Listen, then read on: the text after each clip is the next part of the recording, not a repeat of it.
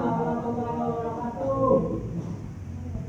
Kami dari kelompok 3 dengan tema konsep pengelolaan dan sistem persediaan akan mempresentasikan hasil dari poin-poin yang sudah kami siapkan. Sebelumnya, perkenalkan saya Evan Laksana sebagai moderator dan rekan-rekan saya yang pertama ada.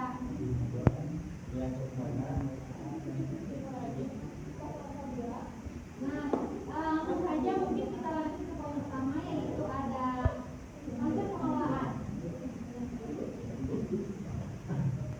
Konsep pengelolaan. Nah, pengelolaan itu berasal dari kata kelola yang berarti memimpin, mengatur, dan mengusahakan agar lebih baik, lebih maju, dan bertanggung jawab atas pekerjaan tertentu. Nah, jadi pengelolaan adalah proses yang membantu merumuskan kebijaksanaan dan tujuan memberikan pengawasan terhadap pada semua hal yang terlibat dalam pelaksanaan dan pencapaian tujuan. Pengelolaan bisa diartikan sebagai manajemen, yaitu suatu proses kegiatan yang dimana dimulai dari perencanaan, perorganisasian, pengarahan, pengawasan usaha-usaha, para anggota organisasi dan penggunaan sumber daya organisasi lainnya agar mencapai tujuan organisasi yang telah ditentukan. Pengelolaan itu dibutuhkan dalam semua organisasi karena tanpa adanya pengelolaan atau manajemen, semua usaha akan sia-sia dan tujuan juga akan lebih sulit tercapai. Kemudian ada pengelolaan dan baiknya. Menurut GeoDFP mengatakan ada beberapa metode, diantaranya ada metode perencanaan atau disebut planning. Nah, poin pertama, planning adalah diartikan sebagai sebuah ide atau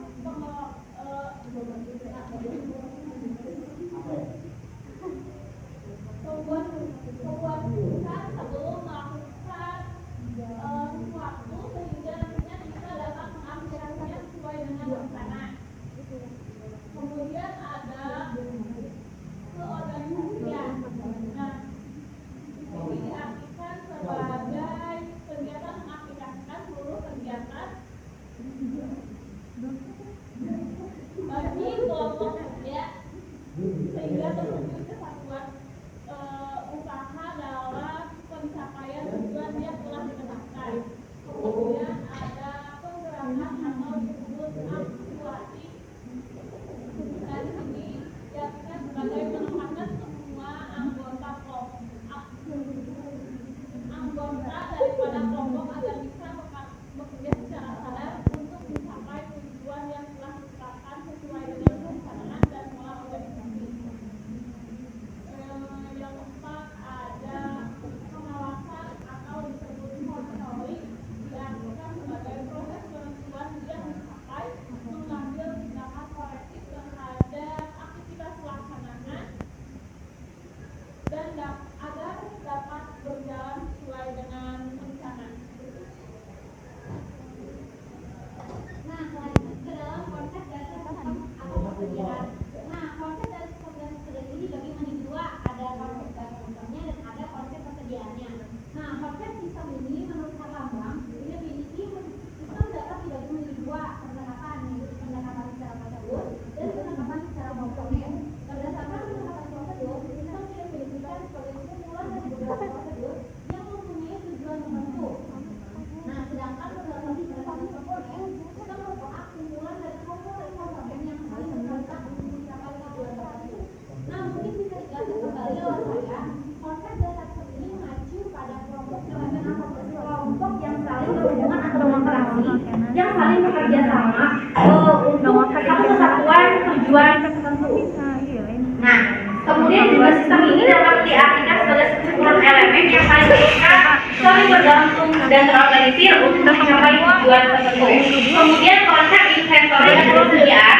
Nah, persediaan merupakan sejumlah bahan-bahan, bagian-bagian yang disediakan dan bahan-bahan dalam proses yang terdapat dalam usaha untuk proses produksi serta barang-barang jadi atau produk yang disediakan untuk memenuhi permintaan dari konsumen atau langganan setiap waktu. Nah, menurut saya kembali, persediaan ini merujuk pada stok barang yang disimpan oleh perusahaan dan akan digunakan oleh seperti dijual, kemudian dalam produksi ataupun hanya sebagai cadangan saja. Nah, persediaan ini bisa berupa barang baku, barang dalam proses ataupun barang jadi. Nah, tujuan manajemen persediaan antara lain menentukan keseimbangan antara biaya penyimpanan dan kekurangan persediaan. Di sini ada model-model pendekatan dalam pengelolaan persediaan. Ya, metode yang pertama ada metode EOQ, Economic Order Quantity. Metode ini bisa disebut juga dengan metode kuantitas. Pesanan ekonomi. Metode yang dijalankan adalah dengan cara membeli persediaan sesuai dengan pesanan yang diterima. Nah, jadi pesanan bahan baku sudah ditentukan dari segi jumlah, jenis, variasi, dan waktu kapan harus di perusahaan. Dengan demikian, perusahaan akan lebih mudah memperhitungannya.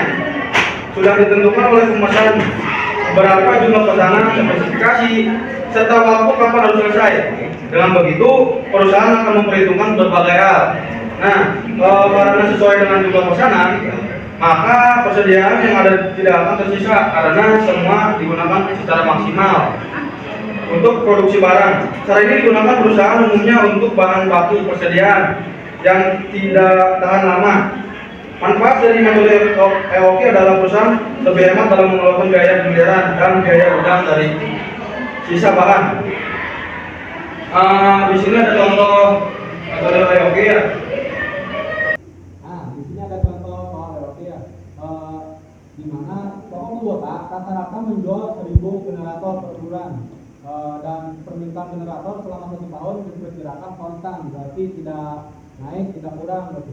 Toko Kubota akan menetapkan kebijakan pemesanan sebanyak 2000 generator setiap kali pemesanan dengan waktu tunggu lead time 6 hari. Bagian kalkulasi biaya telah menetapkan bahwa biaya setiap kali pemesanan adalah 600.000 dan biaya penyimpanan tahunan adalah 10.000 per unit. Nah, di sini ada rumus-rumusnya. Yang ditanyakan kan tentukan EOQ-nya. Nah, di sini kan sama dengan bintang. Bintang itu jumlah pesanan optimum EOQ. Nah, di mana sama dengan akar 2 dikali RS. RS itu jumlah pembelian permintaan selama 1 periode dikali dikali C biaya simpan tahunan dalam rupiah atau unit. Nah, diketahui di sini ya rata-rata penjualannya mencapai 1000 per bulan. Kan selama 1 tahun tidak kurang tidak naik. Jadi 1000 dikali 12.000 per tahun jadinya. S-nya berapa? B setiap kali pemesanan. S-nya adalah 600.000. B setiap kali pemesanan. Dan C biaya simpan tahunan dalam rupiah atau unitnya adalah 10.000 per unit. Di sini dapat disebutkannya akar dalam kurung 2 kali 12.000. Ini mohon maaf ya salah ya, bukan dibagi tapi dikali. Ini dikali 600.000. Habis itu dijumlah, setelah dijumlah dari sini dibagi 10.000, hasilnya 1.200 satuan. Nah, artinya adalah 1.200 satuan. Lanjut sekarang ke metode MRP. Apa sih MRP? Material Replacement Planning. MRP merupakan metode persediaan yang menjadi bahwa persediaan selalu ada di gudang, namun berjumlah sedikit, berbeda dengan EOQ tadi. Di EOQ sudah ada persediaan barang di gudang. Mengapa demikian? Jadi perusahaan ingin persediaan tetap dalam kondisi kosong, namun ingin berhemat dari segi biaya. Jika persediaan selalu ada dengan jumlah yang sedikit, maka biaya yang dikeluarkan perusahaan untuk menjaga persediaan tersebut juga semakin sedikit. Ada contoh kasusnya, khususnya dalam industri manufaktur. Terdapat sebuah perusahaan manufaktur yang memproduksi komputer dan laptop. Dalam proses produksinya melibatkan berbagai bahan baku dan komponen seperti chassis, motherboard, prosesor, RAM, hard disk, layar, baterai, dan lain-lain. Perusahaan ini menggunakan MRP untuk merencanakan dan mengendalikan persediaan dan produksi dengan lebih efisien. hemat energi juga dapat membantu beberapa faktor lain seperti mencatat rincian data untuk proses produksi, implementasikan data hingga menganalisis data untuk rekomendasi di perusahaan di proses produksi untuk periode selanjutnya.